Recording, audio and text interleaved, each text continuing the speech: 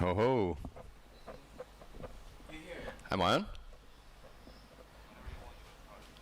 Okay, welcome back to the Gran Canaria, Gloria, Windsurf World Cup. We're getting into the final of the Masters, and it's going to be pretty terrific.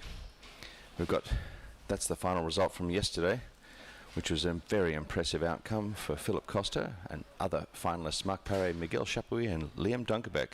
They were on fire.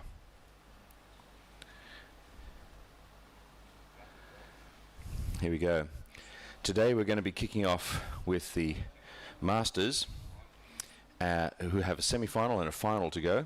Then we're going to go into first of all we're going to do the semis, Masters round 2, Heat 1 and 2, two semi-finals. Then we're going into the Junior Girls final, then the Masters final, and then the Pro Junior Girls final, and then the Grand Masters final, and then that's it for the official World Cup results for this event.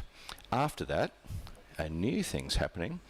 We will have the Spanish contingent, and the Spanish Windsurfing Association will be running a Windsurfing Nationals for a 2-star event at this competition. Obviously it's not the priority for the big events, but we have the time and we're going to be running it, and it's very exciting, so that'll be cool. But that'll happen later, and those results will then count towards the overall rankings, which will help some of the Spanish riders rise up their ranking and have a shot at getting into the Tenerife event.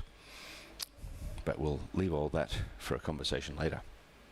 Right now we're looking at the water out there. You can see the wind is coming up, has been up since this morning, and it looks pretty fun. There's still no waves or nothing really to speak of, so everyone's going to be blasting around and looking for ramps to do their jumps and doing the best they can to find something to ride. So they will be, they'll be having a good time. Now we're just going to get ourselves logged on to the system here on the hub of the worldwindsurftour.com. So I'm doing it, and I can talk you all through it, so you can do it too. So here we go, logging it on, and then we go up to the top right hand corner for the things. We go to events, we go to Gran Canaria, Gloria, Windsurf World Cup. We open up the event page, and there we have all of the watch the live broadcast. So when this page comes up, it's called the watch page. So you've got the live broadcast in there, and you have all the results. And go inside the action. So we've got, let's see, we've got the schedule here today. We've got the first heat is just about to start. We're in the 3-minute countdown. So let's go to the Masters here. Here it goes. There's the hooter, and we go over to the semis, and we're about to start. Lars Gobic, champion from last year from Germany. Ben Prophet, legendary commentator that he is, he's out there giving it a rip around. He'll be on the Patrick sail, the yellow one, which might be right out there in front of you. He may have done the forward. That could be Lars on his duotone stuff there. He's just a clean back loop. And then we've also got Nikos Papanikolaou. Papa Nikolaou. I apologize, Nikos. And then Michael Viskovic, all of whom made the semi-finals from their first round. This is Michael in the foreground here on his pink nil pride sail. Cool, calm and collected. The Danish contingent coming in to run things. So we're going to be watching all 4 of these riders. In the first moments, we've had the scores come up. We've got Lars Gobic taking the lead right out of the gate, 4.58. Very impressive. So Lars has got a 4.584. Oh no, it's not coming through yet. We're just waiting for these things to load up. Okay. There we go. Now I can see it. Okay, we've got to see it on the screen here. That is a back loop for Lars. Ben has got a 3.98 for a back loop. Michael has got a 2.48 for a forward loop. And Nikos is yet to score. So let's see how these guys run through this heat. So far, everyone is playing to form. Lars and Ben out the front. Michael Viskovic just picked up a, let's see, what's he picked up? He's picked up another jump. So he's got a forward loop for 2.48 and a back loop for 3.85. So with 2 jumps, 2 scores, he's moving to the head of the pack. But everyone else will gradually pick up their 2 jumps and 1 wave, and that will start to even the field. There goes Michael in the foreground on his pink sail. Nice bottom turn. Nope, he's just doing a jibe. Out there at the back you can see Ben Prophet on the yellow sail furthest out. He's looking for a ramp. Here he goes. Big stall. Not a bad stall forward for a day like today. And another stall forward for what I think must be Nikos Papanikolaou. Oh, and then a stall forward also for Lars Gobic on the duotone at the back there. So 3 stall forwards from 3 of the leading riders, with Michael just heading way upwind, hoping to get some sort of advantage from having the upwind position. The riders out the back turning around. Lars Gobic has just turned around to tack. Ben Prophet still heading out. And Nico still heading out too. All right. Oh. There we go. All right, now they're turning around. Oh, there goes Lars doing a backy, and now a downwind and a top turn, riding that small swell through there, and he's one more turn. He's going to give it another go. There he goes, finding another angle. Good hit. Lars will get a pretty solid score there, I imagine. Well done. All right. Now Ben is leapt into the lead with a wave score of 2.75, a back loop of 3.98, and a forward loop of 3.97. He's the first rider to get all 3 counting scores on the table there, on the board. So he is in the lead with 10.7, a pretty respectable score straight away, and we'll see how the others respond. Lars is also has counted a 1.5 wave, a back loop of 4.58, and a forward loop of 3.63. So Ben's wave of 2.75 is better than Lars's wave of 1.5. Both of them having a hard time scoring bigger than that, but let's see how they go. So this is looking like they're going to form. The 2 top riders, based on their form of the past, Lars and Ben, are in the lead and looking like they're consolidating that position each time they get another opportunity to jump or ride a wave. And Michael and Nikos are going to have to do the hard work here to see if they can get through to the final of the Masters at the Gran Canaria Gloria Windsurf World Cup. Maybe they can, but if they can, it will be an upset. Oh, there's a bit of a donkey kick out there from Nikos on his green Severn sail out at the bunker. On the inside on your right, you can see Ben Prophet having just done a wave ride down there. Was it worth it? Let's see. Is the score going to come up and beat his 2.75?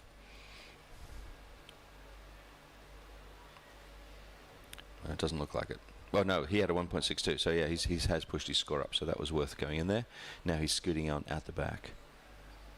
I'm looking at these other detailed scores that you can't see. You can only see the ones that the scores that are counting up on your screen. If you go to the windsurfworldtour.com website, the hub, and go to the event page, you can see all the other scores as well, if you want to do that. And you can also watch the live stream there. But it is entirely up to you. Okay, Michael has just picked up a wave, so he's now got a 1.62 for a wave, a 3.85 for a jump. Let's see what type of jump that was. 3.85 for a nice back loop, and a 3.7 for a nice forward loop. Alright, so he's got his full complement too. Nikos is the only one yet to have a second jump. These masters have been around the block a few times. It's the nature of being a master. You know your stuff. You've been around. All of them very, very good sailors. There's Ben Prophet coming in on the left, Lars out the back tacking around, getting into position, and a back loop from Michael Viskovic. Nice, low level but clean. Ben looking for a ride on that wave there, didn't quite work out the way he wanted. He's now going for this one, looking for some other line. What's he going to find? This one he feels is better, so here he goes. Bottom turning, long line, but no, he's turning it into a jibe.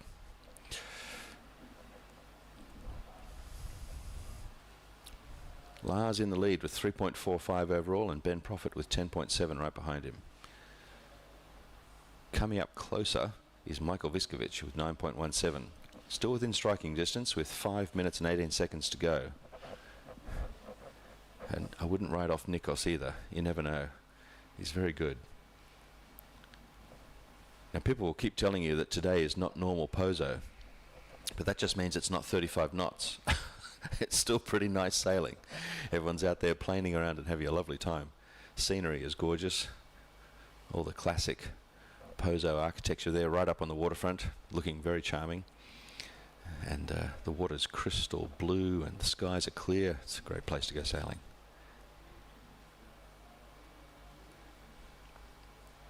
We had a little taste of normal POZO yesterday when it got up to over 30 knots and all the people were flying around at 1,000,000 miles an hour. It was pretty impressive. But this is still a hell of a lot of fun watching it like this. The sailing is good. Oh, Nikos goes down on a back loop attempt, and out the back we've got Lars Gobic on a wave that looks like it actually might be all right. He's got his second turn coming up. There he goes. No, he's gone down. The wave just looks like it was just a little bit too bent away from him. So a little bit too close to the bunker there where it had refracted in, and the angle was a little bit too downwind to make it an easy top turn. Very experienced guy. He's looking for the lowest water, the shallowest water in there on the bunker to try and get the steepest sections. But of course you take a risk getting close to those rocks. And there's Ben on the inside, on the yellow sail, with Nikos next to him and the green Severn. Ben, of course, on the Patrick team.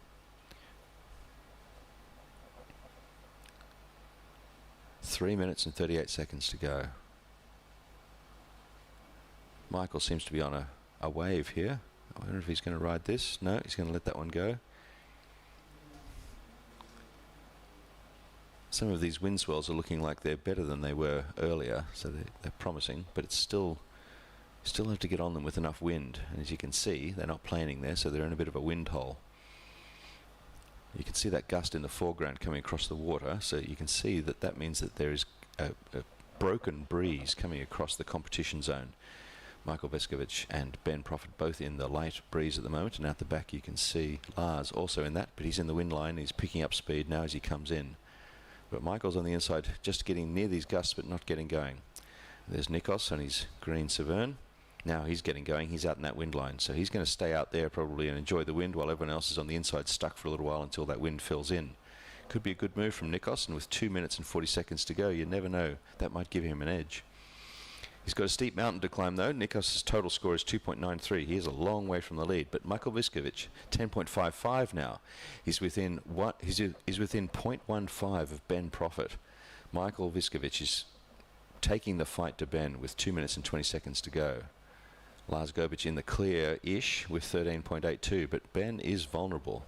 What can Michael do to grab that? Michael's still in the doldrums on the inside here. We've had an unusual turn of events with the wind doing this.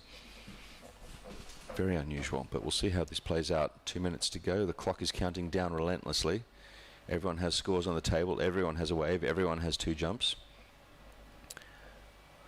I imagine the head judge is going to consider that to be a sufficient competition outcome, but we'll see what happens here.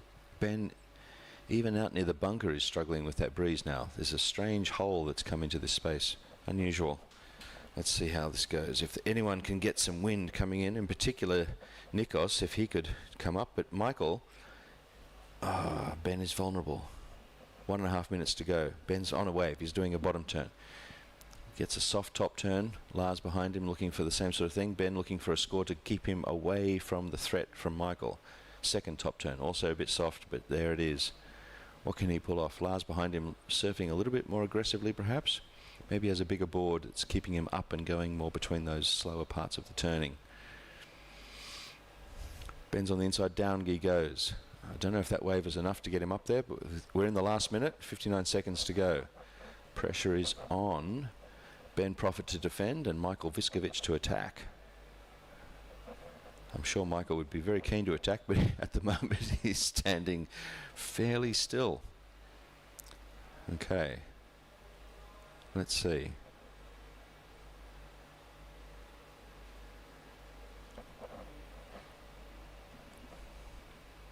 Well, the margin, Michael's score is being adjusted a little bit, so the gap is slightly bigger, but it's still terribly close. It's 0.27 apart now. The judge is adjusting one of his scores a little bit downwards just to make sure that they are getting it accurately done.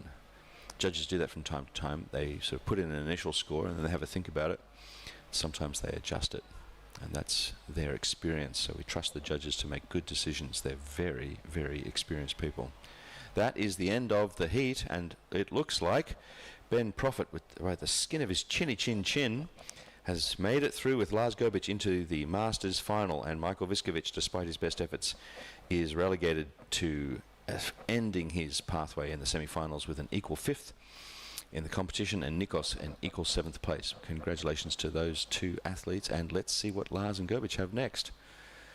Up next, the heat carries the 2-time Masters World Champion Michael Friedel, Tony Bijon, and Hugon Gerard. Now this is going to be cool. We're missing the 4th player there. I'm not sure who. Oh, John Sky of toss at the top. I just can't see his flag. John Sky is, of course, from the UK. Okay, so we've got a full field. All of them are very good. And let's go for a commercial break.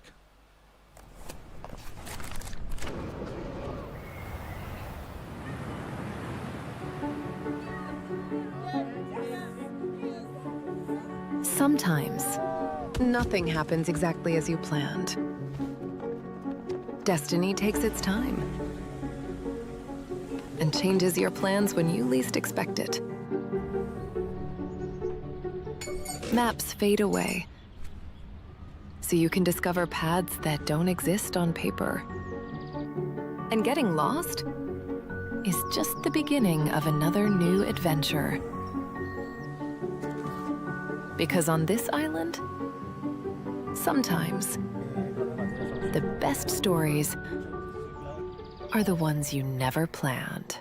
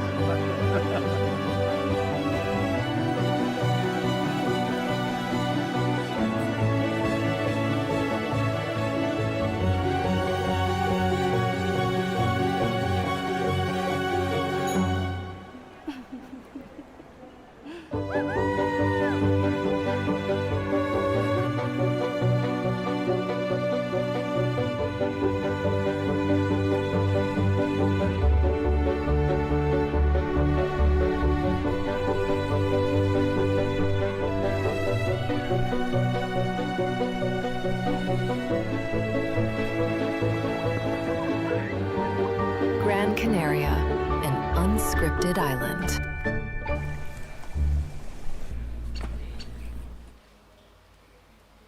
Okay, welcome back to the Windsurf. Welcome back to the the Gran Canaria Gloria Windsurf World Cup. Having a bit of a laugh there with some people in my ear. We've got the situation is we're on hold. That wind hole that was creating the trouble for the riders at the end of that last heat has forced the head judge to ask everyone to stay on the beach just until that wind can come back in. So we're on hold and we're chilling out. And in the meantime, we're going to be watching some of these beautiful colours down here on the screen. You can see the ticker running along the bottom, on hold, wind break on hold. That's what we're doing.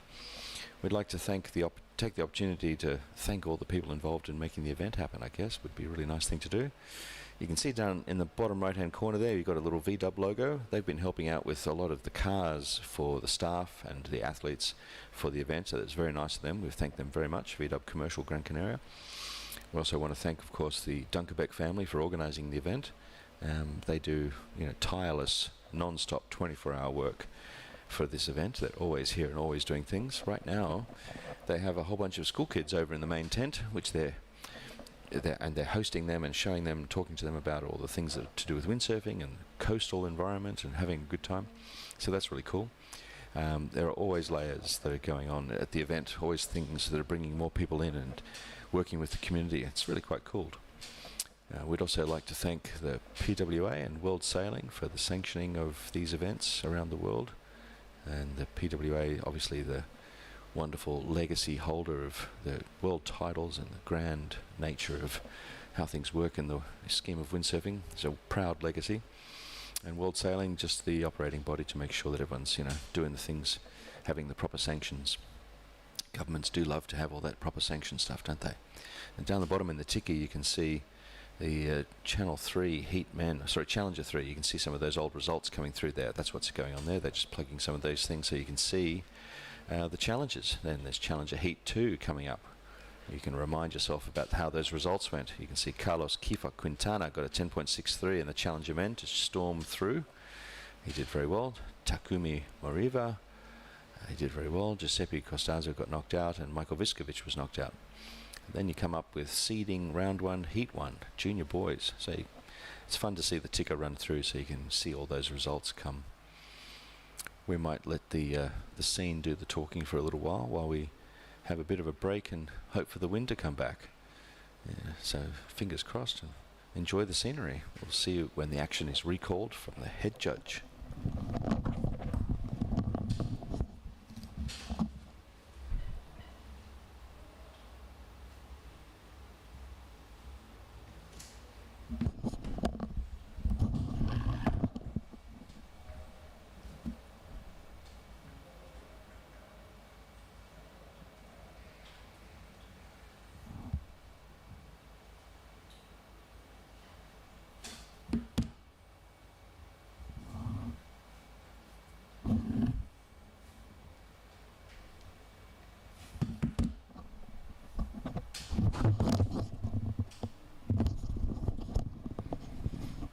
Okay, we've just had an announcement from the head judge saying that we will try again at 11:15, which is just under 8 minutes away.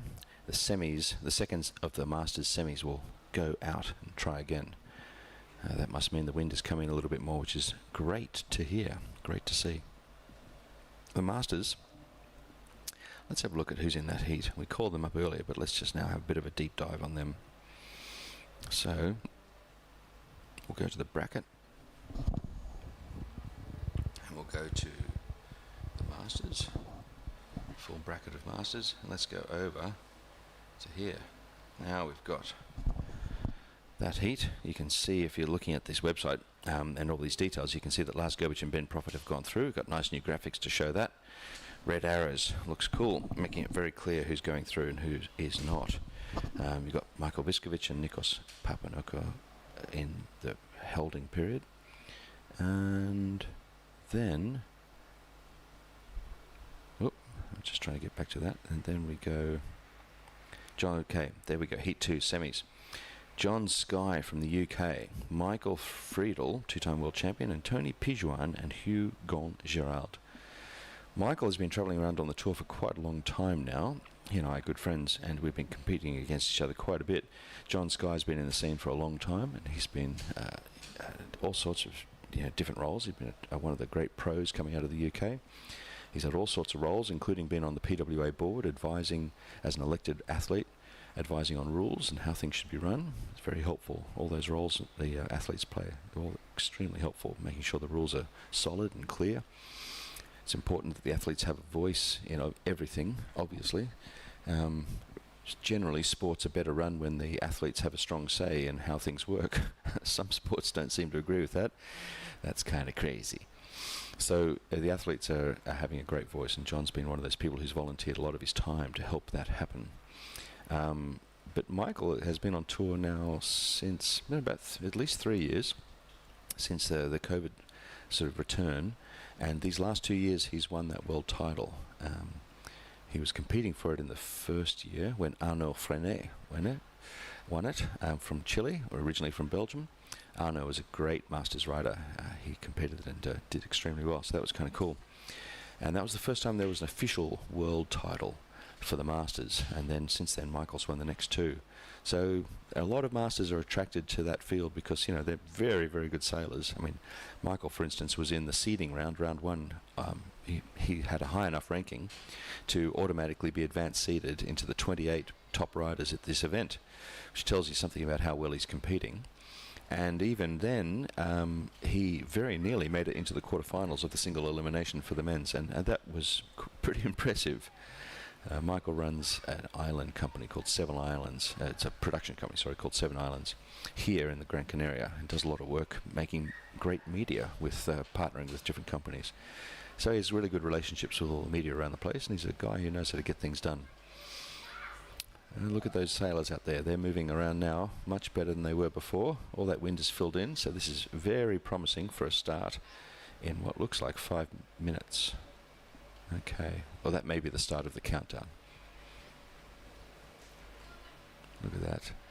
Now you can see at the bottom of your screen on the scroll, you can see seeding round 1, heat 3 masters. That was from the first round. You see some of these riders who've advanced, and the others who've been knocked out. It's a good system we've got in this sport, where you have knockout rounds, much like many other sports.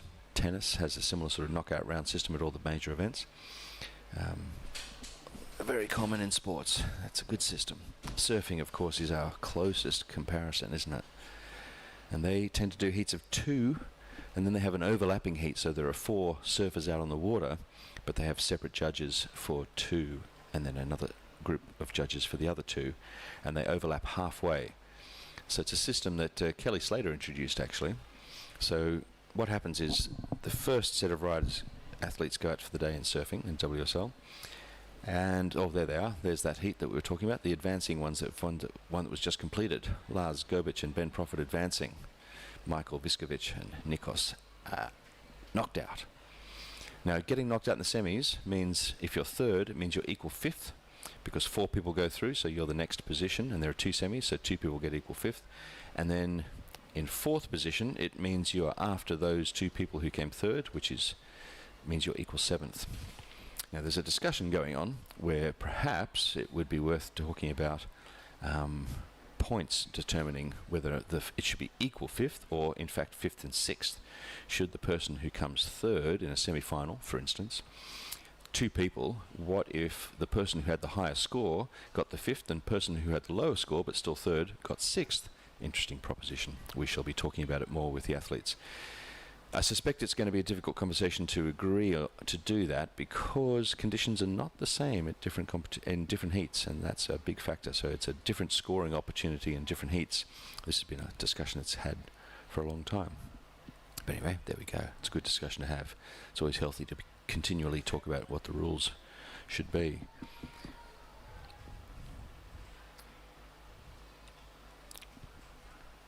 Speaking of the rules, one of the things that we often talk about with the sport is the fact that there are so many different ways to run a competition in windsurfing, or have been. And one of the observations, I suppose, is that, it's a funny analogy, soccer has a soccer ball, but then they have the rules of soccer. And windsurfing, perhaps, it certainly has the soccer ball, but it doesn't really have the complete set of rules in the same way that major sports like soccer do. Soccer is a very precise bunch of rules. They don't change. And they're not often discussed. I mean, the size of the pitch, the number of players on each side, how long a half is, what an offside rule is. That might change subtly over time, but basic rule is the same. So we compare that to windsurfing, and we sort of see that there have been a lot of different rules for the same sport. So one of the things we're talking with everyone about is trying to sort of codify all of those things so that there's a lot more consistency between events, and that makes the points between events more comparable, and that makes the overall ranking more solid, more reliable, more reasonable, more fair. So, you know, we're getting there, having all those fun discussions. Some people love all those details, and some people couldn't care less. That's the sport. Down there in that bottom ticker, as we're going along, just to keep you an update, it's 11:15. 1 minute to go until we probably go into this start sequence, which is what we're expecting to see soon. We should hear the hooter soon to say that the 3-minute start sequence is about to begin, but we'll hold out and listen for that. Now, when we're looking at all these results down here, you can see in the bottom of the ticker, you can see the women's results coming through there. Pauline Katz winning one of those, and Sarah Kita coming second. There it is. There's the horn. 11:15. 3 minutes to go. That's the warning signal that gets everyone ready. You can see down there 3 riders heading into the water. Not sure if they're the riders in this heat. Can't tell yet, but there are 3 out on the water already, or perhaps there are 4 out on the water. So yeah, more people out there. So we'll be able to identify these riders as we get closer to it. It'll clarify. Yeah, we were just having a chat. Oh, I was just having a think and having a look at those women's results as they were coming across there. And it's remarkable and noteworthy that Dida again won this competition, which is just an extraordinary legacy that she's building for herself. It just keeps going. She's remarkably talented at this place and in any place, incredibly skilled. And Sarah Kita did her valiant best to beat her, but was unable to clinch it. Sarah Kita, also a legendary sailor, extremely talented. Just remarkable watching these people with their skills. Obviously Dida is still 26 years old, very, very spring chicken young, as are they all. But it is an amazing statistic that Dida's won this event well over 20 times now. It's just incredible. She and her sister Abaya have dominated the sport for a long time now. They no longer do the tour full time. They've decided, well, Dida's got a wonderful son, and she's got a business being a physio and helping all the other athletes here. And Abaya is competing and focusing more on SUP competitions now, as amongst other things. And so they've got other interests, which is what happens if you're just dominant for 20 plus years. You do want to have some more stimulation and do some other things. So that's life. It's great. But it doesn't mean that they're any less skilled than they were when they're at the peak of their powers. And that's impressive to see whenever they come out. It's awesome. Again, down the bottom, you see some pretty big names scrolling across there. Philip Costa, Marcelio Brown. Bra didn't make the final 4 this year. I'm sure he was frustrated about that, but there you go. It's a tough competition. You got Marc Paré, Miguel Chapuis, Takuma Sugi, Victor Fernandez. And certainly I think the story of this competition could be that Miguel Chapuis and Liam Dunkerbeck made the final 4. Young blood pushing through. Okay, we've started the heat. I didn't hear the honker there, but oh no, we must be about to start the heat. Yeah, no, so we've still got 23 seconds to go before we start. There we go. So that's just telling us that in the red, up on the left of your screen, that's telling us a count up to the start of the heat, not a count down. And then that will shift as soon as that hits 3 minutes, the heat will start. You can see the contest site in the background there. It's a pretty extensive place. Over on the right-hand side, you see the township of POZO. On the left, you see the building that used to be it. There it goes. The heat has started. Boom, boom. And in the middle, you can see the tents and all the bits and pieces, but we'll focus on the action right now. Okay, on the duotone coming through here, that will be Mike Friedel. Oh, in the background, we had a forward loop. That might have been John Sky, on his yellow Patrick sail, I'd say. So he'll be the first score up. John will score for that forward loop, and the rest of them are all still hunting. Mike Friedel out the back there on the right-hand side on his white duotone, hunting for a ramp. Doesn't look like he's going to get it. He's a little too far out. He's probably going to turn around. John Sky looking for a second jump if he can get it. Can he do it? There goes Michael turning around. On the inside, on the dark grey and bright red-orange sail, it could be Hugon or Tony Pigeon. I'm not sure which it is, but we'll work that out. Hugon has a sail number of F17, so I'll use that as the guide. Out there we've got someone scooting along, looking for a ramp. Will they find it on this run, or they would need another one? There comes Mike coming down for a bottom turn. He's found a wave. That was a jump attempt and went crash. Okay, Mike looking to milk that wave on the inside there over in the bunker. It's not going to be a big score, but he's getting some points up there, and he's got a good bit of speed up. He's going to do some more backside. There he goes. We're getting awfully close to those rocks. Okay, pulled out. Good on you. Okay, that must have been Hugon Gerard, as I suspected, in the dark Severn sail, who did that jump and then a bit of a crash. John Sky did his forward, got 3 for that. Michael Friedel will get a score coming up soon for that wave ride, and for his, I think they may have put Hugon's scoring. I'm not sure about this. Let's just see how it goes. That's Mike Friedel coming through. All right, the drone's tracking him beautifully. Great scenery. Picking up speed, working his way out through the bunker. He's got some ramps. There he goes for a back loop. Nice, clean. That's his stock and trade. Mike can do those all day, every day. Clean as a whistle. He'll get a good score for that. There he goes. Michael Friedel up with a 3.25 and a hit for his a 2 for his wave and a 3 for a jump. And we'll see that's John Sky. Gosh, things are moving around. Okay. Everyone's doing well here. Okay, there's Hugon with another wave score of 0.88, a jump of 2.27. Michael Friedel now in the lead.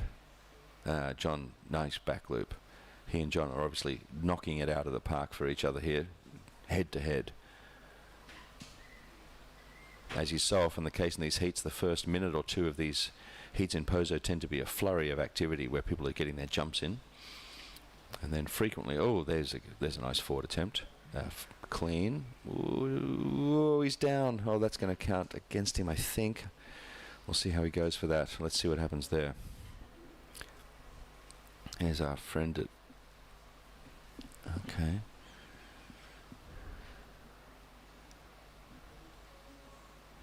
Everyone on the same path coming back in. Mike Friedel moving the fastest, which tells you a lot about his gear choice and his skill level. And John Sky up the top, they're also moving quickly. Everyone now planing.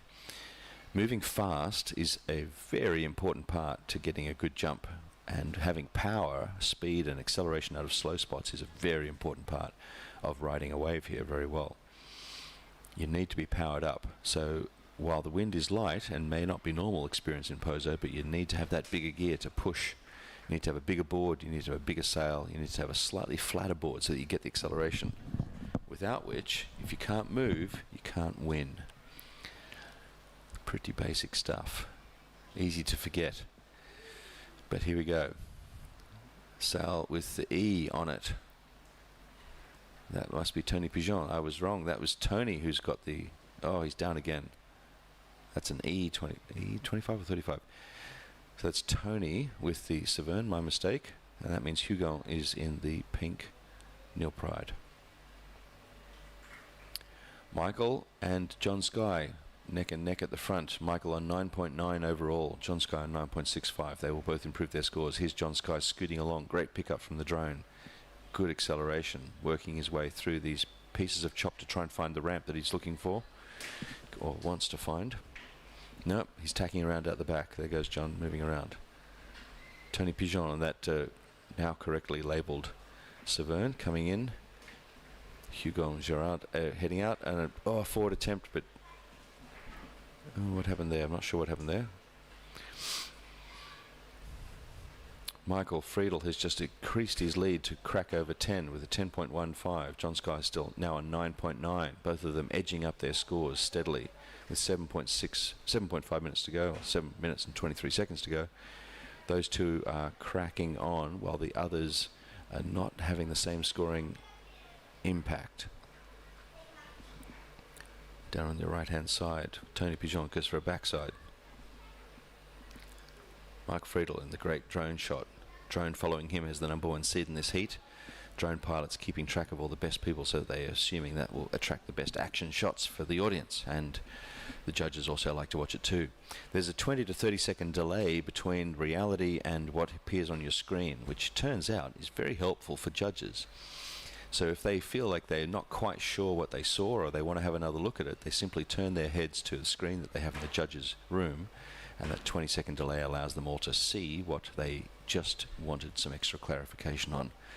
It's a good way to use this delay, which is part of the digital system. There he goes. Big attempt. Oh, he rips out of his hands. The back loop just tore out of his hands.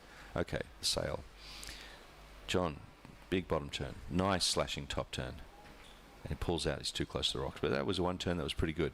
Does a heli tack. Out he goes again. Out for more. Will that improve his score? Will he get a good wave score for that? His current wave score is a 2. Will he get a higher one than that and drop his 2 and go up? Michael Friedel has a wave score of 3.25 that he's holding, a jump score of 4.45 and another one of 2.45. He is looking to improve that 2.45. You can see he's ready to jump. He's hunting, but he seemed like he saw something. There he is. Okay, there's a reasonably clean forward, and let's see how he goes on that. That may improve his 2.45, it may not.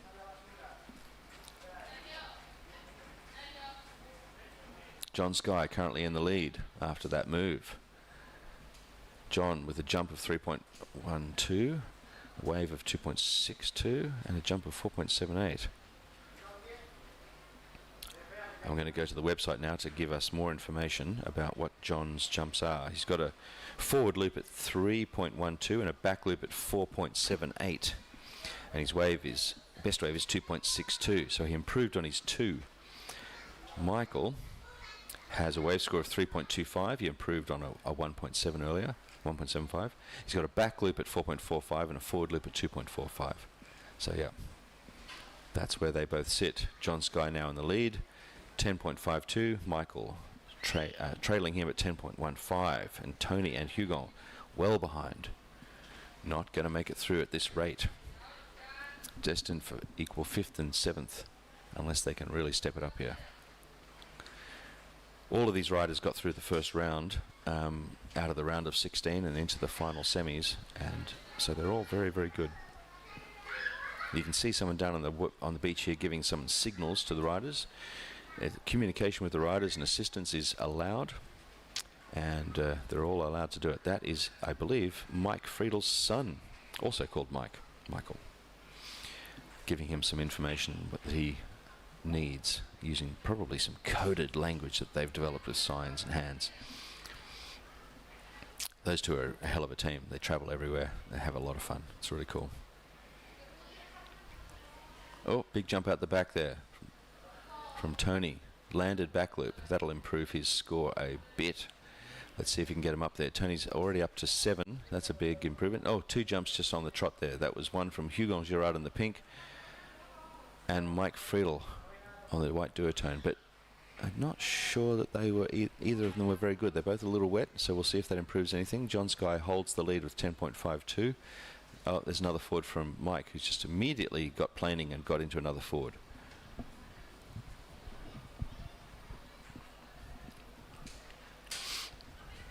John sees some ramps. He's got a few ramps coming up here that might be quite helpful for him.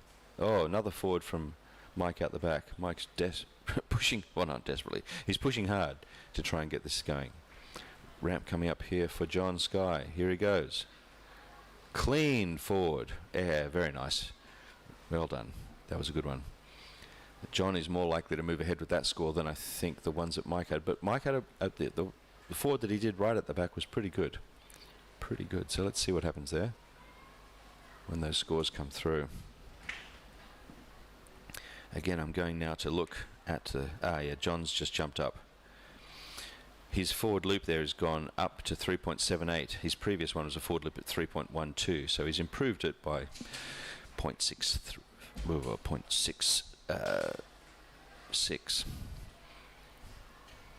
Moves ahead. His total score is now 11.18. Mike Friedel is still on 10.15. There goes Tony on the right-hand side of your screen, just did a forward loop. That may well improve your score. That was quite a nice little forward. Quite vertical, reasonably clean. Let's see what happens.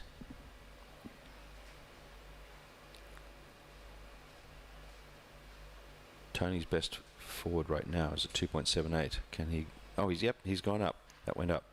So he's now at 9.45. All right, Tony's putting the pressure on. With 1 minute and 45 seconds to go, Tony's close enough to make a difference and close enough to make an attack and a pitch to take Michael Friedel out and make for the final instead of the world champ. Here goes Mike's reply. Oh, down he goes. Mike's still in second place here, but on 10.15. But Tony is 9.67 and biting at his heels. It wouldn't take a lot for Tony to take him out. This is going to get exciting. 1 minute 13 seconds to go. Here comes Hugon. Forward. Oh, over rotation. Maybe going for a double. Maybe not. But that was a big effort. Big crash. Hope he's all right. Drone following him. Here comes John on the Patrick yellow sail. Here he comes. He's got a ramp in his eyes. There. No, he doesn't. He's tacking. Tough stuff. 49 seconds to go. We're inside the last minute. Signals go red. Yeah. Whew. Looks like John's got this. Oh, there goes. Is that a nice clean back loop? Yes, it is. There goes. Okay, Mike Friedel got a back loop in there. Wonder if that's going to be better than any of his others, whether it'll push him up, but at this stage, oh, Tony's just moved up. Gosh, he's very close to Mike Friedel. My goodness. Tony's score, 10.04, just behind Mike Friedel at 10.15. Well, we'll find out what the results are, and let's go to commercial after that. We'll find out after.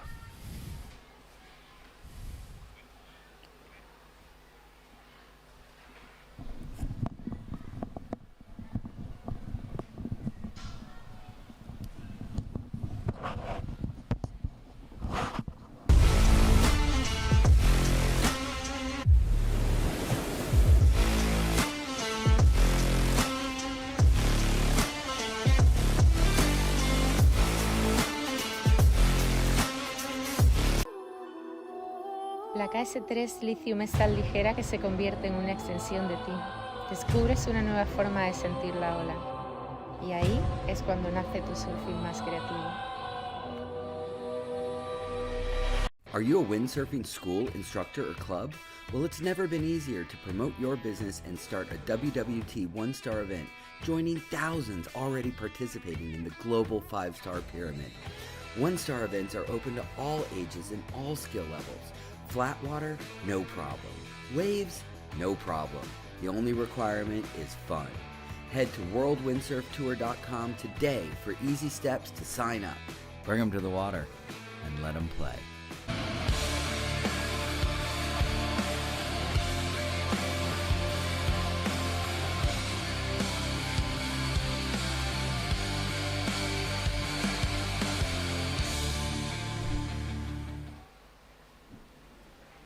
And welcome back after those gorgeous ads. I love watching those. They're so well produced now. They're amazing. And these are the results. The Masters Semis Heat 2. Winner, John Sky on 11.18. Second, Michael Friedel on 10.2. And those two will advance. UK and Spain advancing into the final of the Masters. Tony Pigeon put up a fighting effort, but didn't quite get through. And Hugon, same thing, out. They'll be getting equal 5th and equal 7th respectively in this World Cup competition. Points for the Masters count towards the overall for the Masters World title, and everyone here has got their eye on that prize. There are now a really large number of Masters in the rankings, way over 100 around the world. I forget the number, but it's a really quite a big number. We have what is it, 1,400 athletes ranked in the wave rankings around the world. There goes the horn to signal the preparation for the next start of the next heat. So we'll wait for the bracket to update and we'll get all those details shortly. Here they are. Look at that. I'm scooting down here. The next heat is the junior girls, so this is who will be out there now. We'll see if we can identify those sailors as they come through. Frida Miron, Natsuki Wakasa, and Alina Diefenbauer. Okay, let's get those guys up here. I'll go to the live version of this. I'm scooting back through the schedule. There's the live. Here we go. All right. Frida, Natsuki, and Alina.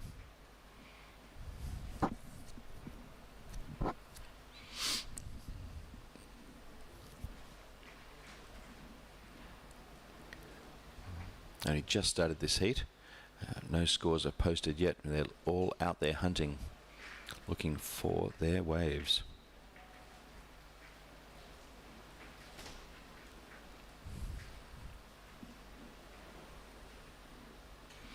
Natsuki is on J2 cell number. Frida is on G129. And Alina is on E2011. So that's a little bit too silhouetted there for me to see it, but it's a beautiful shot. Look at that, scooting along. Fantastic. What a scene. It's a pretty big event site. It's a pretty big event. A lot of action with a perfect arena, as you can see. It's like a stadium. tiered back with the rocky edges and all those terraces with the concrete and the paving. It's really nicely set up. All the wind turbines in the background providing all that beautiful renewable energy, helping us all feel great. A huge number of wind turbines on Gran Canaria, just enormous. Terrific, generating all that renewable energy. Okay, what a great shot.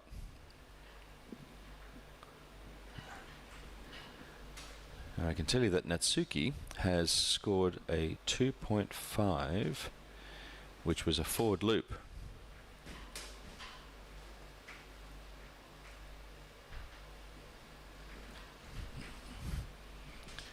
Oh, there goes. Tacking. Okay, good. Natsuki also has a 4.88 wave counting, a wave ride. Impressive. So now Natsuki well in the lead now with a wave ride of 4.88 and a forward loop of 2.5. Alina Diefenbach with E2011 has a single wave score of 2.5. And we're yet to see a score from Frida, but I'm sure she'll be racking them up soon. Oh, there it goes, a jump score. So she just got a tabletop for 1. That was the jump we just saw on the screen there. Okay, well done, Frida. Let's...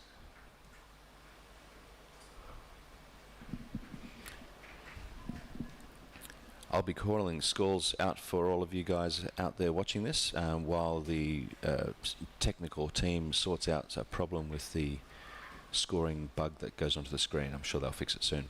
Right now, I can tell you that Natsuki... oh, there it is. There we go. Natsuki is in the lead with Alina in second place and Frida in third place. Frida has only got a single jump score for 1, but she'll come back. Okay, there we go. Look at that. Nice. That's a G in front of that sail there. That must be Frida. There she goes. Classic sail. On the inside, wave riding. Oh, just picked up off that one.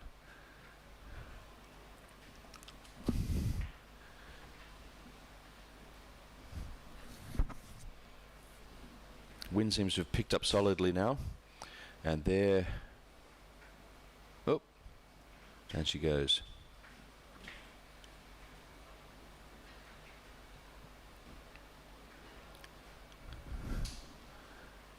Beautiful pink sail there. Terrific colours, all these things. Amazing.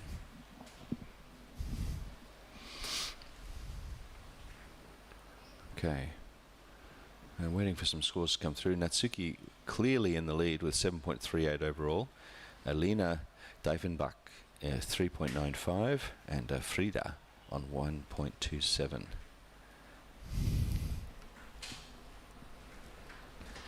That's Natsuki there that you can see there on that pink sail right out the back. On the inside on the purple and white duotone, that is Frida, and the other sail is Alina.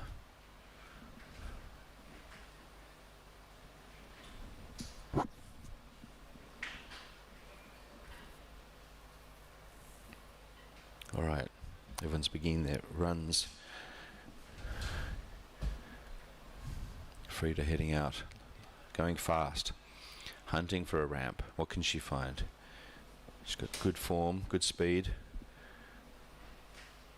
The aerial shot's fantastic, isn't it? Look at her screaming along there. She must be feeling fantastic. Fast. Look at that, good form, very strong. Front foot out, holding the board down, back foot driving off the fin, navigating through the chop, but couldn't find a ramp, so around she goes. Next. There's Natsuki on the inside riding those waves. Natsuki's a really good wave rider, and in these conditions, she knows how to find a good wave. She sells a lot in Omozaki in Japan, which has cross-onshore conditions, very tricky. Heavy wave when it's really windy, and often is really windy, so it's a seriously hardcore spot to sail. So the people who learn to sail there can, you know, they travel to the rest of the world and they're like, yep, got this, no problem. Windy, no problem. Hardcore, no problem. Natsuki and the Japanese team are very strong sailors. there's Elena on her striking black and orange sail from Severn, turning around and coming back in. Elena has got a pretty strong score now, 5.2 overall. There's Natsuki heading out on her pink sail.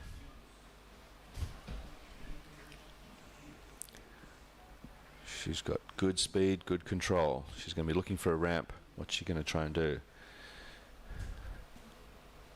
Oh, a forward loop. Nicely done. Well done. Now, will that be bigger than her others? Let's go. I'm going to have a look on the screen here and see if I can see on her score. She's got a forward loop counting at 2.5 and a tabletop at 1.5. If this is better than 2.5, her score will go up. But we'll see what happens. I mean, they need to have two separate kinds of jumps. You can't count two really nice forward loops, even though she's just done that. So Natsuki's score has just gone up to 9 because she's got a wave of 5. Good job. There she is, scooting back in, hunting for more. She's gone way upwind, and out there we can see Frida is out at the bunker, looking for something to help her rise up. But right now it's Natsuki in the lead with 4.5 minutes to go. Alina Diefenbach in second place and Frida Miron in third place. Natsuki has a commanding lead, nearly double the score of Alina in second place. Natsuki on 10.75 with a strong wave score, a pretty good one good jump and one not so good jump. That's a strong overall score of 10.75. Alina with a 5.2, pretty strong wave score, and then two fairly weak jumps. So Alina could improve her situation. Here she goes. That's Frida in the foreground underneath the zoom there. She was doing a bottom turn into a wave. It'll be good to see that wave score. But then we've got, here we are. Okay, maybe that was just a jibe. I've lost track of where we are now. Frida on the inside there. And here comes Natsuki zooming in. She must be having a blast. Bottom turning into a wave on the right hand of the screen there. Nope, there's a jibe. Okay. Frida on the inside there, getting ready to water start out of the beach and heading out. I can't quite make out whether or not I can see Alina up in the top left of the screen there, but perhaps that's... Oh no, Alina's out on the point. There she is. Here we are with Natsuki. Good speed. Beautiful pink Goya gear. A lot of the Japanese riders now on Goya. The Ishii brothers and the Ishii family turned over. Oh, here's a ramp for her. Looks like it could be. Oh no, just didn't quite line up for her, that one.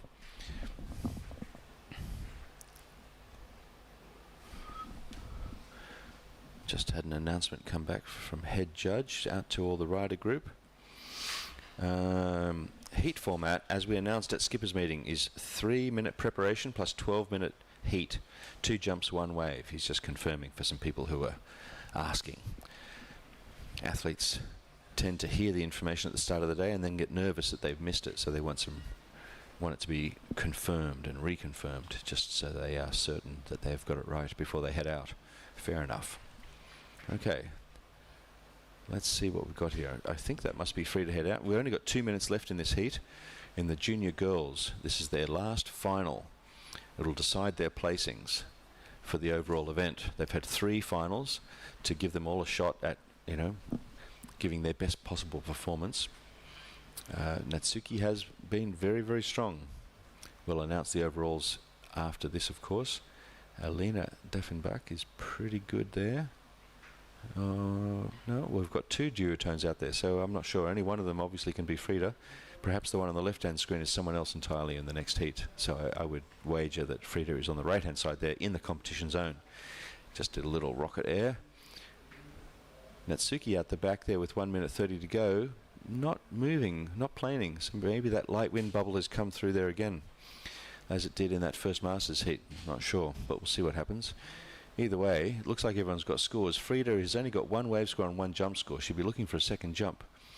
That little rocket there that she did there may not really count. It was just sort of going over chop, but she needs to get that score if she wants to move up.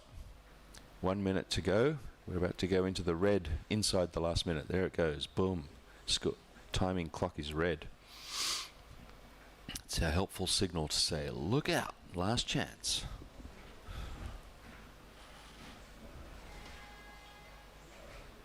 Okay, there we go.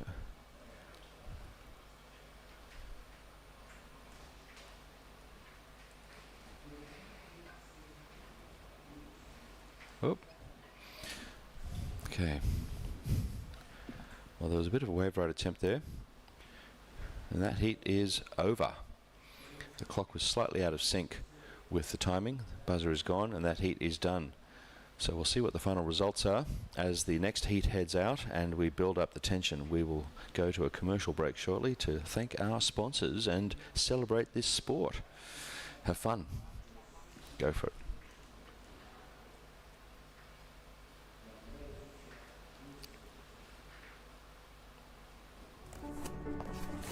Hay una isla donde a veces las mejores historias son las que nunca planeaste.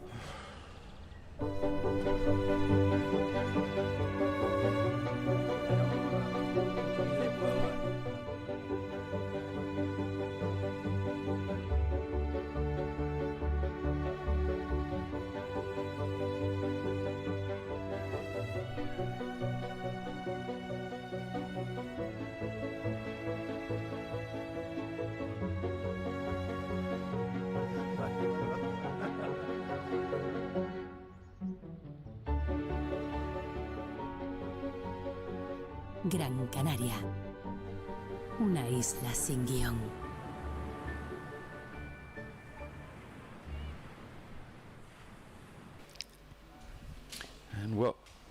And welcome back to the beautiful Gran Canaria, which those ads remind us really is beautiful.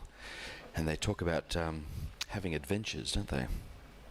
I like the idea of having adventures. It's a bit of an adventure coming here. I flew all the way from Australia to this place. It was really good fun. Came over here with our global head of production, Brian Welsh, who's running the broadcast with a local team who are doing a great job. All the camera operators and drone operators, mixers, all sorts of people as part of this event. We've got a lot of local photographers led by the legendary John Carter. Amazing photographer that he is, and a lovely guy to work with. But yeah, a lot of people go into making these events. Now, it's 11:47 a.m. here. We've got less than a minute before this heat will be called on. We're in the preparatory zone, 3-minute preparation. And there it is, Natsuki Wakasa in first place on 10.7, Alina on 5.2, and Frida on 2.4. That is the result of that heat. And then we will find the overall results for the juniors as time progresses. All very exciting. You can see in the left-hand corner there, I think that's Alina having a chat to some family members and friends, feeling a bit excited that she came in second. Good on her. Fantastic. Now the clock has just turned over. We'll see what happens. Here we go. All right. The heat has started with the men's final, Masters final, sorry. And Lars Gobich with, right in your screen there is Michael Friedel. He looks like he's bending his knees, getting ready for a jump. No, has not coming his way. Oh, he's changed his mind. He's tacking around. Oh, in the background there. That looks like it's John Sky doing a lovely clean forward. Very strong.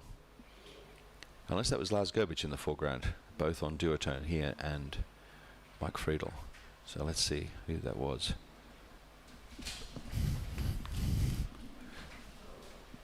Oh, nice back turn. I think that's Lars. He sails like that. And Mike Friedel heading past him. It looks like Mike Friedel doing a jump and a back loop. Oh, didn't quite make it around. Lars continues to his downwind ride on that wave. There he goes. Nice style. Last year's Gran Canaria Masters champion, showing what he's got. He's got good style, good read of these waves. I mean, you can see that they are small, but he's making the most of those things, which is great. Now, at the moment, in the top left screen, there are no scores coming up. There's Lars, really close to the shore, doing a nice fast tack. Very efficient of him. He's got some skills. All right, let's go. We've got just over 10 minutes left in this heat. We've been running for 2 minutes. The scores are up.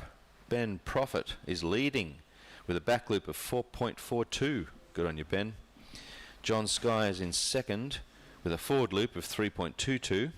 Oh, and Lars Gobich has just gone into the lead with a wave score of 6. Nice.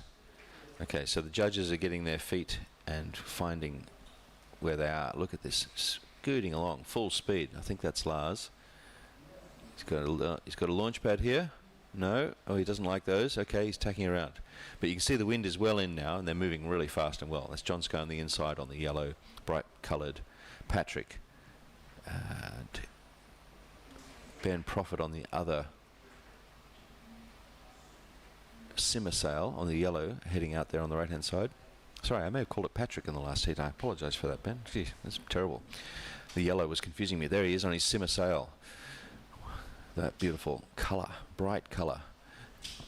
So the difference between the simmer and the Patrick, of course, is the darker big wedge in the top of the Patrick. Okay, there goes Ben Profit, our wonderful commentator, blasting away. John Sky on his Patrick sail. Oh, he couldn't quite hold it together. Dove in too hard, lost the backhand, and out he goes. And the two duotones turning around on the inside. I believe it's Mike Friedel on the right-hand side, or is that Lars? I'm sorry, can't be too sure. There's John Sky on his Patrick sail. Tacking. No jump ramp option for him on that run. Ben Profit in the lead, 9.17. Heading out here. Is this Lars or is this Mike Friedel? That is Lars. Okay. He's going fast. Can he find a ramp? Here he goes. Slightly stalled forward. Nicely done. That'll score quite well. Good on you, Lars. Coming in here on the simmer on the left-hand side, you can see Ben Profit. Scooting. Very experienced competitor, Ben. Obviously, you can tell that from his commentary. Very, very experienced. Used to be a racer when he was a young kid. Got into wave sailing. Now does it all. There's Mike Friedel, and there's Lars on the right-hand side of the screen, scooting back in. Both of those guys. This is going to be a hell of a competition. In the lead, Ben Profit, 12.17 with a 4.75 jump, a 4.75 wave, 4.42 jump, and a 3.0 jump. Strong performance by Ben.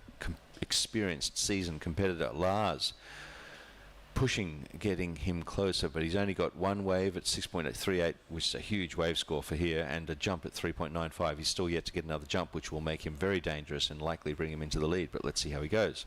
Here we go. Ben Profit, yellow, simmer, heading out, looking for a ramp. He gets it.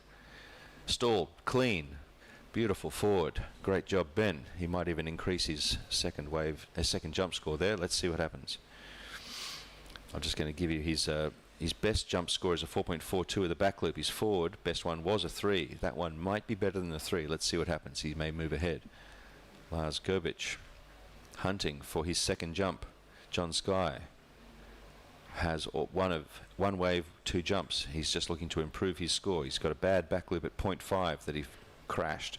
So he's looking for improvement on that one. Let's see if he can get it. No, he's tacking. Here comes Ben, scooting in. Having already got a wave score of 4.75, Ben may not be hunting for waves at the moment. He might just be hunting for that better second jump. Oh, no, there he goes. He's riding that wave. He's done one backy there, quite strong. Is he going to ride this wave? He's still on it. No, he's getting off it. He's decided that wasn't worth it. He'll get some sort of wave score there, but it may not be enough to be better than his 4.75. That's a pretty strong wave score. Lars Gobich moves into the lead. Your screen is about to be updated. There he is. Lars Gobich has now a wave score of 6.38, very strong. Forward loop of 3.95 and a back loop of 3.98, with making him a total heat score of 14.31. That is a strong score. Ben Profit now in second place in this Masters final for the Gran Canaria Gloria Windsurf World Cup. John Sky moved up to second place. Mike Friedel into fourth place. World champions not in the running at the moment with a 6.10 total heat score. John Sky on a 7.22 total heat score. Ben Profit and Lars Gobich well ahead. Ben on 12.17 and Lars on 14.31. This is getting exciting with 5 minutes to go. have we seen the front runners take a break and push ahead? Have Lars and Ben made a break that can't be breached, or is John and Michael still able to get there? There goes Ben Prophet for a nice big forward.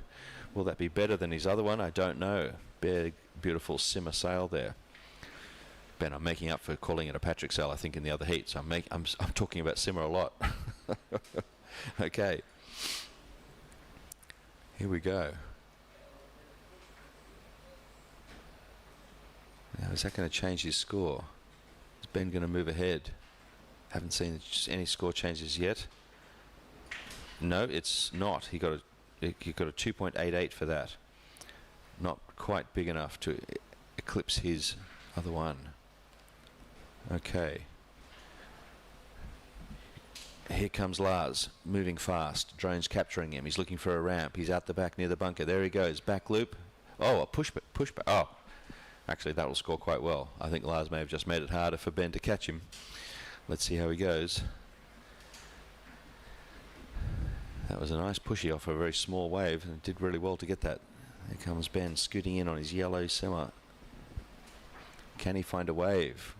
What can he do to get Lars? Lars is just outperforming him. Ben's jump scores are higher than Lars's, but Lars has that really big wave score.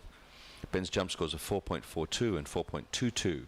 Lars's jump scores are 3.95 and 3.98. So Ben has the edge on jumps, but Lars has a wave score of 6.38 and Ben has a best wave score of 4.75, and there is only one wave to count. So at the moment, even though Lars has the advantage only in waves, and even though only one wave is counting, and Ben has the advantage in jumps, Lars is still his wave. Oh, that's a crash from Ben. Down he goes, a back loop attempt, and down he goes. Didn't get quite enough air to rotation. So Lars is still ahead of Ben with 4.31 total, and Ben on 13.39 total. And being left in the dust at the moment is John Sky on 7.22 and Mike Friedel on 6.10. Left to fight out for the minor places, while Lars and Ben take the fight to the top of the podium. Both of them, all of them, ferocious competitors, I can tell you. All very, very keen to do well. Ben putting in some money in the bank there, just heading upwind, trying to sort of get himself an advantage. He wants to be able to have enough height, I guess, to have some speed and some blasting down the line, maybe from more jumps.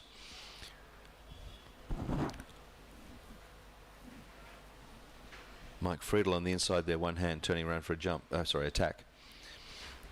He's hunting for a jump. He needs to get something. He's only got a 0.5 and a 2.72. It's not enough, and he knows it. He's going to be frustrated with himself. With 2 minutes to go, he's going to see what he can do. Lars on the drone footage out there, he's tacking, or is he getting ready for a jump? No, he's tacking.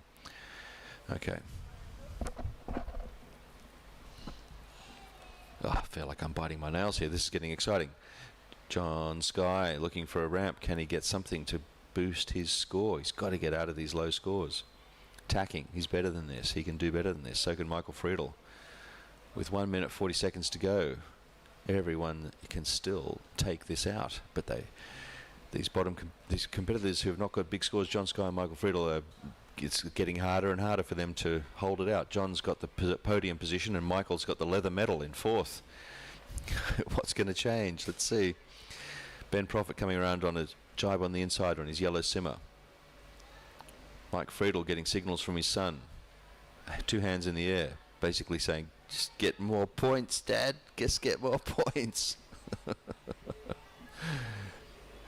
I'm sure Mike's out there going, I'm trying. Okay, back loop attempt out the back there by John Sky. Crashes. Ben on his yellow simmer heading out there. What's he going to be able to do?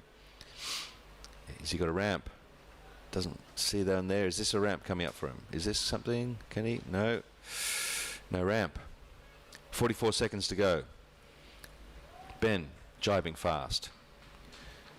Not mucking around. All of them keen to push in these last seconds. Nearly 33 seconds, 32, 31, 30 seconds to go. We're in the red zone for the time clock.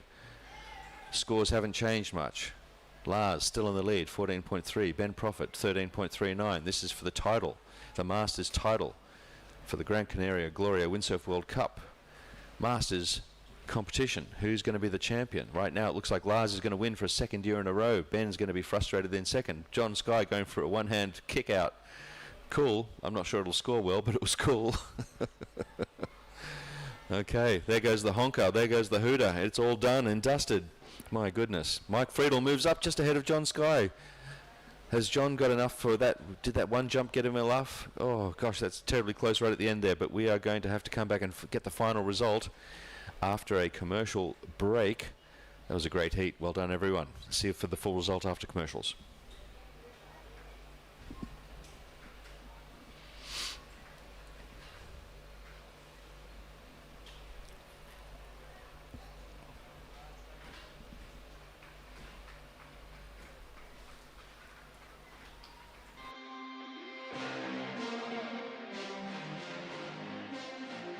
I really love the Dragon because it has a great maneuverability, power and wind range.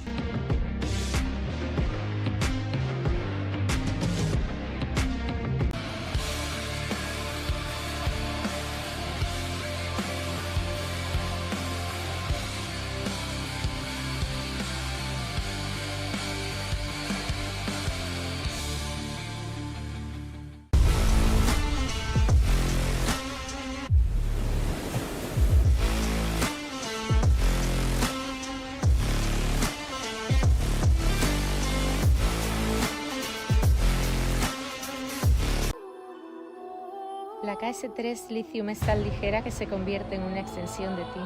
Descubres una nueva forma de sentir la ola. Y ahí es cuando nace tu surfing más creativo.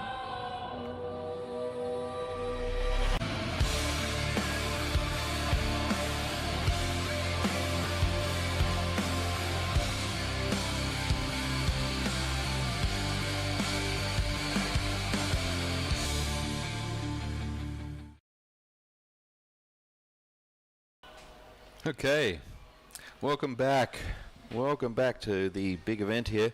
We're going to see what the results are for the final of that Masters result there. Pretty exciting stuff. Those guys were just going at it, hammer and tongs. So we'll find out the full result card there shortly. But yeah, I'm pretty sure that Lars and Ben have taken first and second spots, and we'll see what happens with third and fourth. Some last minute moving around there between John and Mike Friedel, with Mike pipping John at the last minute, although we may have seen some scores come through that John may have used to climb back up. We'll see. What a fantastic men's final, Masters final I mean. Great stuff. You can see the jet ski out there ready to rescue everyone. Not that the Masters need it. Masters don't need that, they're fine. Alright, let's go, let's have a look at what's coming up next. I'm just scooting down here for the schedule. We have Pro Junior girls coming up for their final. We've got Emma Miron, Helen, Darren. Oh, hang on. Yep. Oh, I've just accidentally created it. Here we go. Okay. Here it is. Right. Emma Miron, Helen Dyer-Lale. Helena Dyer-Lale, and Liz-Lotte Schilling-Andrew, and Sol de Greek. Now, you'd have to put Sol de Greek at the top of the favourites list of this one. I'm sure everyone would. But then the other three young women are very good. So let's see how they play out. No scores on the board yet. Just started the 12-minute heat. Coming in here, I believe, is Sol de Greek on the bright-coloured Severn with her trademark helmet, protecting herself from the crashes that are inevitable in this sport. Inevitable. When you're pushing this hard at this level, there goes, oh, I thought that was going to be a good jump, but no, pulled out and turned into attack.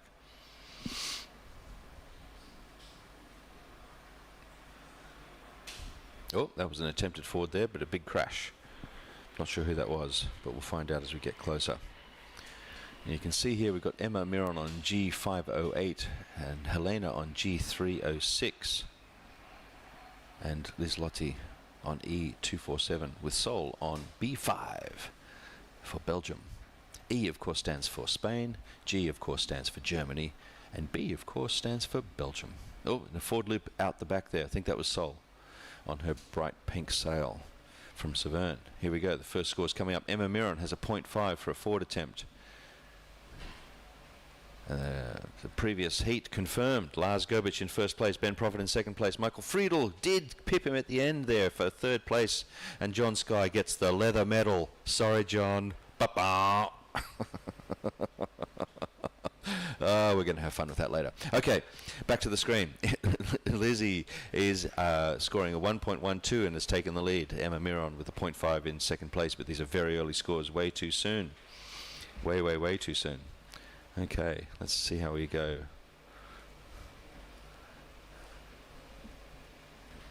10 minutes to go. We're 2 minutes into this heat. Sol de Greek has a score on mine, but it hasn't. There it comes up on the screen. Okay. As you can see, Sol de Greek has got a 4.75. That was for the forward loop that we saw out the back there. No doubt that was a great score, and it was a pretty clean ride. We've got Lizzie in second place with a forward loop of 1.12. A little bit low, a little bit wet, but she got it and made it happen. We got Emma on 0.5, a forward loop attempt. And then we've got Helena down the bottom, yet to score. But everyone is pumped. Pumped. Here we go. Okay, who's this on the inside here? It's a duotone looking sail, pink board with a helmet. I think all the girls might be wearing helmets in this heat. Safety first. I'm glad to see it. Happy to see it. We could have a... Oh, there's the little rocket air. Okay, cool. We could have a little discussion about some... a forward attempt. Wet, but got around. Good job. Okay. Sol with a bit of a rocket air there. Wind is not pumping strong, but it's enough for them to get going. Some good lips and ramps out there if they can find them. Sol tacking away on the inside there. This, I'm just trying to pick up the sail number for that sail on the inside there to be sure who I'm talking about. And on that one too, I can't quite see the sail number. But there's a bottom turn coming up, big long drawn out one. Nope, didn't have enough speed. Back onto the wave and off they go. Okay. Didn't quite have enough power to roll that through. Okay.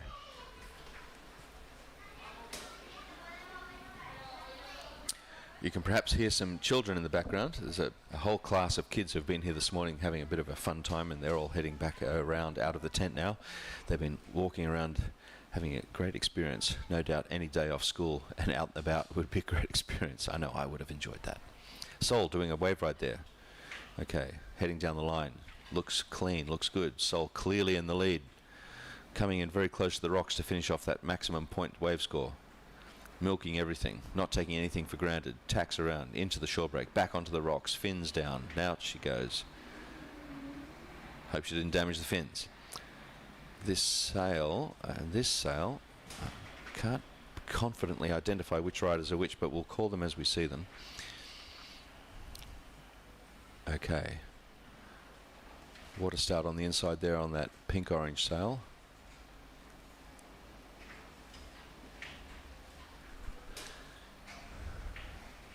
In the lead, Sol de Greek on 14.37 with a jump of 4.75 and a wave ride of, drumroll please, 9.62. Wow. That's a monster wave score. Well done, Sol. The judges are impressed. Emma Miron coming through with a 2.48 for her jump. Liz Lotti with a 2.37 total. Oh, nice forward attempt there. Wet, but getting back up. Now these are the pro junior girls. These are the women who are working their way onto the tour, and the pro junior girls is a way of giving them an extra bit of time in the water to compete. Oh, Sol down. Feet caught in the straps, back loop gone wrong. Hope she's okay. It looks like she may have had her feet in those straps. That might not have been a comfortable landing for her.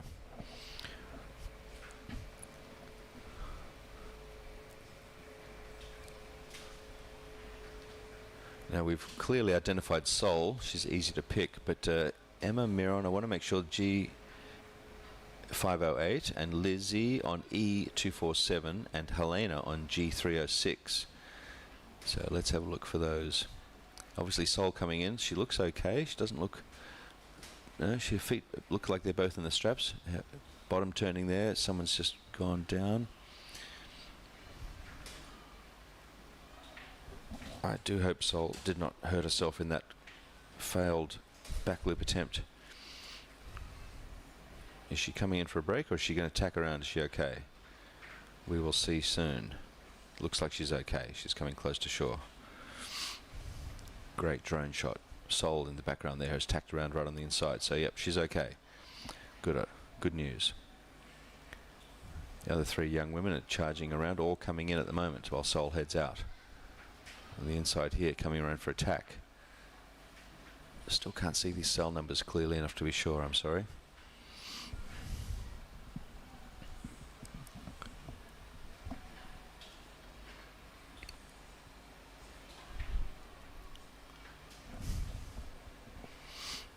Sol.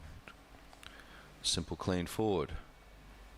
Very likely to increase her score. Let's see.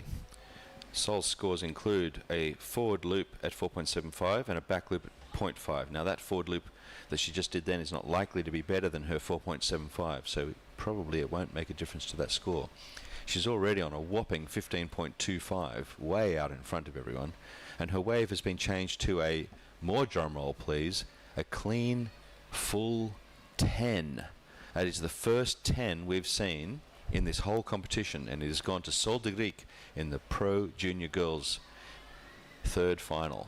Wow, we've got a 10. Okay, Sol's going to get a headline for that one. Impressive. That is awesome.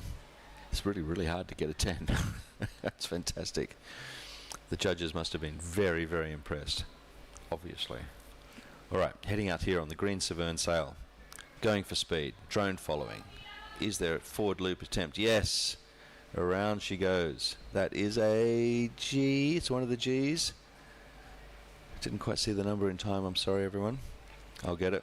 But that was a pretty decent forward attempt, and so we'll see the score for that come up, and that'll help us understand what's going on. Was it G Emma Miron or was it G Helena? Let's see.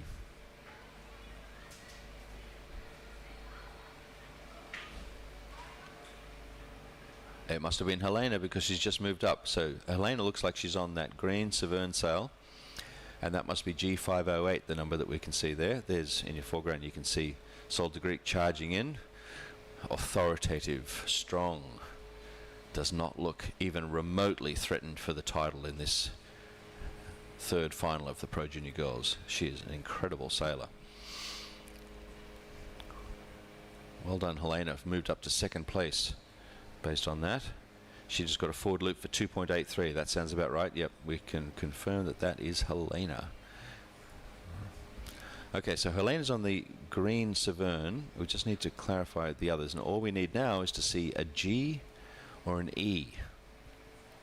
Frustratingly, two letters that can seem very similar from a distance. So let's see what we can see. But there's Sol de Greek heading out on the orange, on a bright coloured Severn with her pink helmet, looking for a ramp. She really is very dominant in this division, as you can see from those scores. She's on 15.25, and the next nearest score is Helena on 5.56 total heat score. That's a big gap. That's some dominance. The other girls are good. It's just that Sol is exceptional. Okay, can we see a G on this one? It's either Emma or Lizlotti. Let's have a look. That might be Liz. I'm not sure. Alright, here we go. I apologize to both of them for not knowing their gear better. Here we go. Heading out. Tacking around. Oh, Emma Miron has just moved up into second place. Okay, this is getting exciting. Now these results will combine with the first two finals that were run with these, so it's a best of 3. So I can't tell you who the overall winner of the event is. What we can talk about is who is winning this heat.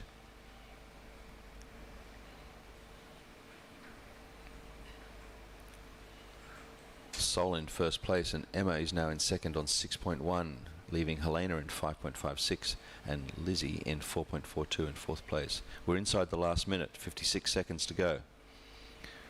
Let's see what's going on here. Sol coming in. I believe that's Helena coming in. And heading out It's either Lizzie or Emma.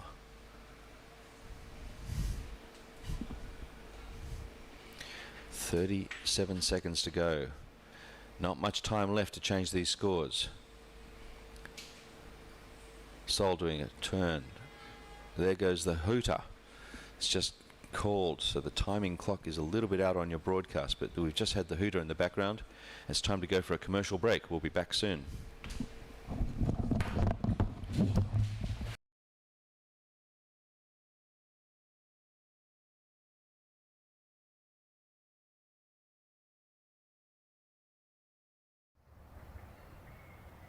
There's an island where sometimes the best stories are the ones you never planned.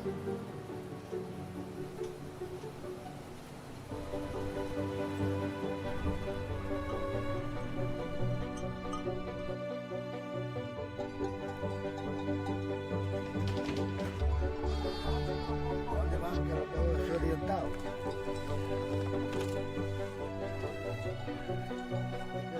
regalo para que este lo tiene la flor.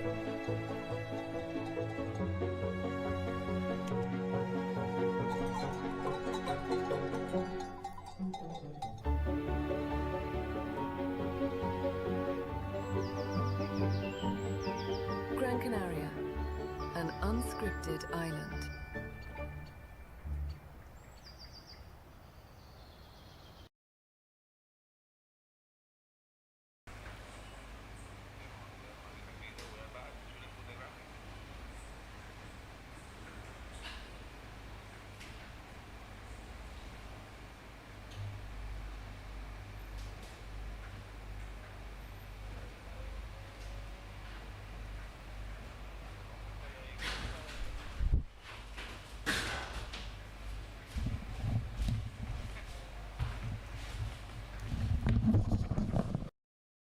Okay, we're back.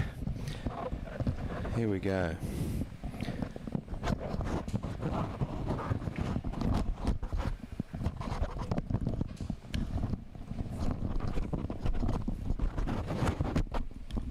Sorry about that, everyone. Just had to get my earpiece sorted out there. It fell out.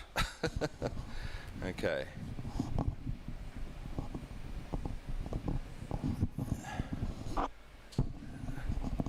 Let's see. Back to the scene. Let's see what's going on with these scores. The Pro Junior Girls. Let's see what that final result was. Pro Junior Girls. Here we go. Heat 1. This is the final heat, actually. So Sol de Greek on 15.25, dominating. Emma Miron fighting her way back up to 9.35, impressive. Helena on 6.81 and Lizzie on 4.24. Well done, ladies. Very impressive. Good fun times out there. I'm stoked for you all. That's bloody fantastic. Sol de Greek really dominant there. That's really amazing. But look, well done to everyone. Yeah. Yeah. There's Ben just checking in. Well done, Ben. Good job.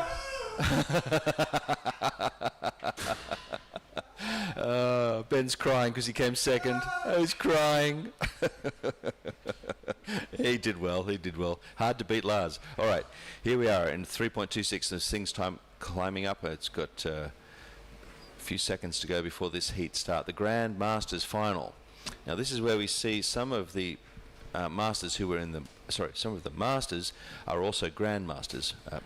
In particular, Michael Friedel, two-time world champion masters, is in fact also a Grandmaster. So he's doing very well to be a world champion in a field where he's a bit older than the youngest of that pack. The masters field starts at 45. 45 plus, you're a master, and at 55 plus, you're a Grandmaster. Whoa, there's a forward loop from Mike Friedel. Nice start to the whole thing. Okay, he'll get off the scoreboard there. Everyone else is pushing now. He's done that within the first seconds of that heat starting, which is how you want to start a heat. Get those points on the board real fast. You've got Nikos coming in through here on his green Severn. Mano Laurent on probably that red sail that we see in the middle of the screen thing, I think, and then Alessandro Mazzetti might be on that bright coloured Severn at the back, but I'll have to confirm those as we get closer. Mano on a sail number with GPES What does that stand for, do you suppose? Okay, here we go. We've got Mike Friedel with 3.28 from that forward. We've got Nikos with 3.22. Good start for Nikos. And Emmanuel is on 1.62. All right, now we're off. Now we're hot and running. Nikos is in the lead now, according to my thing. This will be updated soon, perhaps on the main screen. These things are a fraction behind. But anyway, Nikos has a forward loop of 3.22, according to my screen. And Mike has a 3.17. So, very, very close. There he is, Nikos in the lead. So Nikos has a forward loop, Mike has a forward loop, Manuel has a forward loop at 1.62, and Alessandro has no score yet. It's coming. 9 minutes and it's 10 minutes and 10 minutes to go. Very exciting. All right, here we go. Amazing. Amazing, amazing. Mike Friedel's taken an early lead, which he'll be happy about. He's got his wave score at 3.62 and a jump score of 3.17. Nikos just got a wave score of 2.25 with his jump score of 3.22, but overall he is just behind Mike Friedel. Manuel has got a jump of 1.62 and a wave of 1. He wants to get better than that. And Alessandro, come on, Alessandro, come on. Get your scores up. Poor old Ben, I hope he's not crying too badly. Poor fella. Just missing out on winning. We'll have to warm him up with a beer or two at happy hour this afternoon, which is happening between 5 and 7 p.m. here at the Gran Canaria Gloria Windsurf World Cup. We have what's called free beer from 5 o'clock. That'll be fun. Pretty sure that'll be really good fun. Okay, here we go. Bottom turn. Top turn. Staying on the wave. Staying in the wave. Pushing around. One turn maneuver. Here comes Mike Friedel on his duotone. Backside jump. Goes down hard. Didn't get the points there he was looking for. His wave score is up to 4.12. Let's have a look at what's going on here. Mike Friedel has a wave score of 4.12, a forward loop of 3.17, and a back loop of 0.5. There he goes. Boom! Moving ahead. Moving ahead. Nikos has a wave score of 2.25 and a jump of 3.2. Let's see what happens here. Okay. On the screen, down below, pink sail, heading out, looking for a ramp. And a red sail coming in. This is Manuel coming in, as I thought, yes. Okay. Back loop fail. Alessandro at the back there, I suspect, doing a failed back loop. Manuel on the inside doing a bit of a tack and fall in. Maybe just wanted to get wet, cool himself off. Okay, there's Nico. Jibing around there, ready to go for another ramp run. And then here's Mike Friedel heading out there, full speed, looking for a ramp. Wants it. Wants to feel better about this heat than he did the last final. No doubt he will be frustrated at not being able to beat those two guys. But there he goes, back loop. Ooh, ooh, a little wet. Didn't quite fully rotate before his nose went into that water. Not quite enough height, I guess, is the problem there, with those ramps being not steep enough and the wind not strong enough. It's very difficult to do a back loop into these conditions. But here we go. Manuel on the left, heading out. Nikos, looking for a ramp. GRE from Greece, going fast. Hunting. What can he find? Can he get something? He's heading downwind. On the right hand of your screen, can you see Nikos? Is he going to find anything? Doesn't look like he is. He's going to have to tack around, I think. Jibe around. Okay, there he goes. Mike Friedel on the inside here. Just not wave riding on these particular ones. Is coming in. Looks like he's changing gear. Is he? Is his son bringing out a sail for him? Yes, he is. He's changing sails. That probably means he's getting a bigger sail. We'll see one.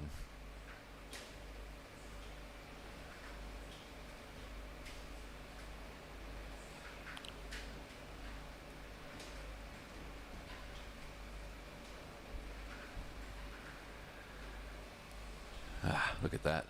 Nice shot. Fantastic. That's a T sail number. That must be Alessandro, who has not put his cell number into his profile, but we see it there, and it's a T, no doubt, for Tenerife. We've seen him before in the competition, commenting on him. There is Mike Friedel in the beach start position, and he's on a bigger sail. Yes, he is. And his son, also Mike, is pulling in the other sail. A bit struggling with the water coming over it all. But let's see what happens here. Manon from Guadeloupe is looking for a wave score there. Nikos riding his wave on his green wave. Manos on the inside. Nice top turn coming around. Neither of them got huge scores there, but they did all right. Mike Friedel pumping to try and get himself going. Frustrated in the late wind with the bigger sail. Still can't find his angle. The wind must have dropped off a fair bit. It's an unusual situation going on. Looks windy from this shot, but obviously when you see them getting going, they're having a hard time. Heading out there. Mike still in the lead with 9.67 in this Grand Masters heat. Nikos, second place, 5.47. Oh, someone went for a forward loop attempt there. That might have been Mano. So yes, Mano.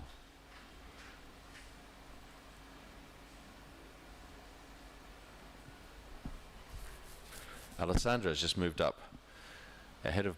No, he didn't just move up. Sorry, he's been there that time. Okay. Mike Friedel heading back in. Nikos heading back out.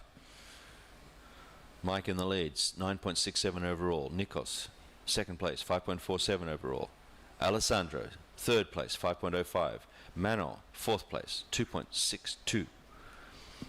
Nikos hunting, going fast, drone capturing the great angles. Look at the speed these guys have got. There he goes. Oh, he couldn't quite get there. I think he must have lost. I think he lost his fins. Oh, I wonder if he's got a problem spinning out or if he's damaged his fins coming in too close to those rocks and getting them knocked. Something's wrong with his fins. Mike Friedel heading out now. Manon coming in. Nikos jibing around at the back there. We'll see if his fins are holding as he's coming in. Just watch for that. Watch for tracking on his board. Mike heading out there looking for a jump in his back loop. Trademark secret thing. There he goes. That's it. Well done, Mike. You nailed it on that one. Interesting head lower speed, but he got it going. Alessandro. Bottom turning, backside, then did a front side, coming around. Looking for a good score on this. Alessandro's got to beat a 2.0 wave score to get a better. Manon on the inside here with a wave score of 1 and a jump score of 1.62. We know he can do better. There he comes on a little bit of a wave there, a bit of a backside, bit of a front side, coming into the shore break. Not a lot of action. Alessandro in the background still trying to milk that wave over in the bunker. That looks like he's going to get a better score there. Let's see what happens with that. He's got a bit of speed on the inside there. There he goes, backsiding again into a front side. But down he goes, too close to the rocks. Oof, Michael Friedel's extend his lead, 11.91. Smoking, Mike, smoking. Alessandro's launched himself into second place with a wave score of 4.0, holding his forward loop of 2.55 and a back loop of 0.5. Alessandro has changed the game. Now with the whole total heat score of 7.05.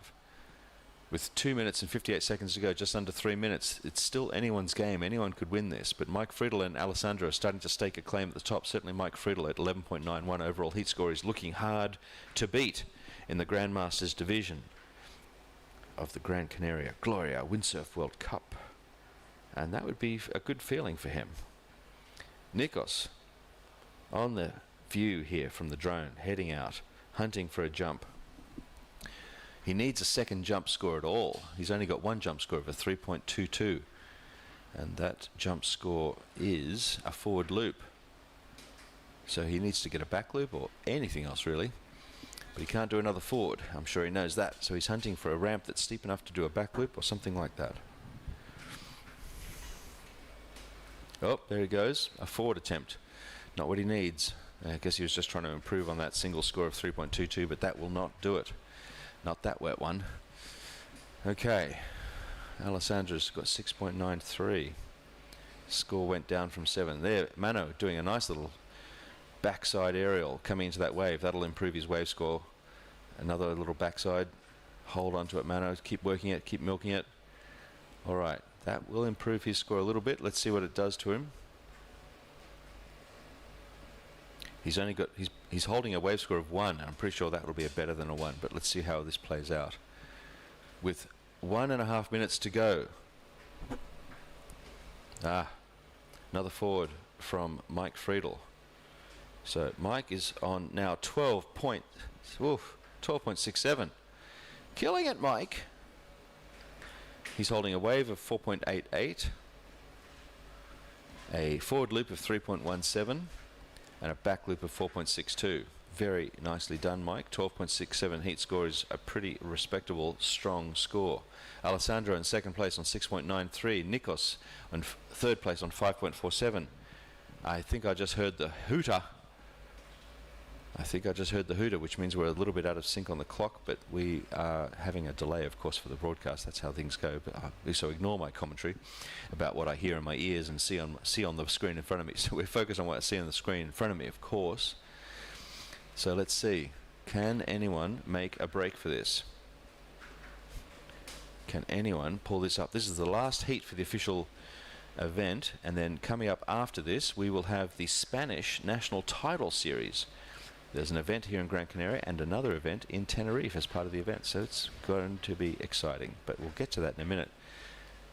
There's Mike Friedel heading in. Hopefully his son's waving frantically at him going, "Go Dad, you won!" Probably. But it looks like that's what it is, and we will soon be going to a commercial break. If there's no more information, then it looks like Mike Friedel is in first, Alessandro is in second, Nikos is in third, and Mano is in fourth. And what a Grandmasters heat that is. But right now, I believe we will go to a commercial break. Enjoy the action. There's an island where sometimes the best stories are the ones you never planned.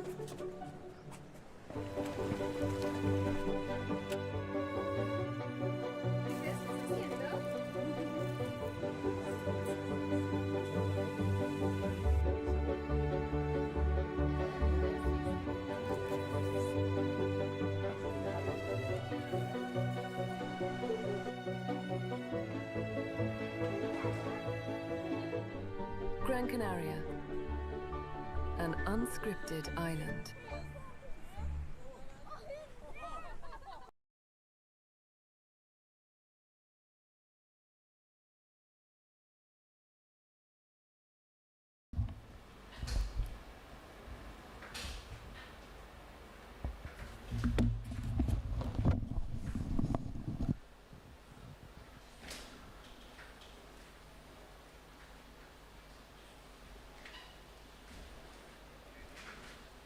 Okay, everyone, that is the final event of the Grandmasters heat there. For the main result, we are going to be going off to see what that result is. It's going to be... Look at this beautiful scene here, POZO. Gorgeous place. Honestly, it's no wonder this place has become so famous. It's a really fun place to sail. You've got a terrific community to hang out with. You've got coffee shops and restaurants, you know, windsurf shops. You've got equipment everywhere. You've got a lot of people to play with. And look at that. That's it. That's the final official result for the Grandmasters event. Michael Friedel in first place for the event. Alessandro in second place. Nikos in third and Mano in fourth. Congratulations to all the Grandmasters. And that's it. We're going to sign off for the event. Good night. Good day and good night. See you later.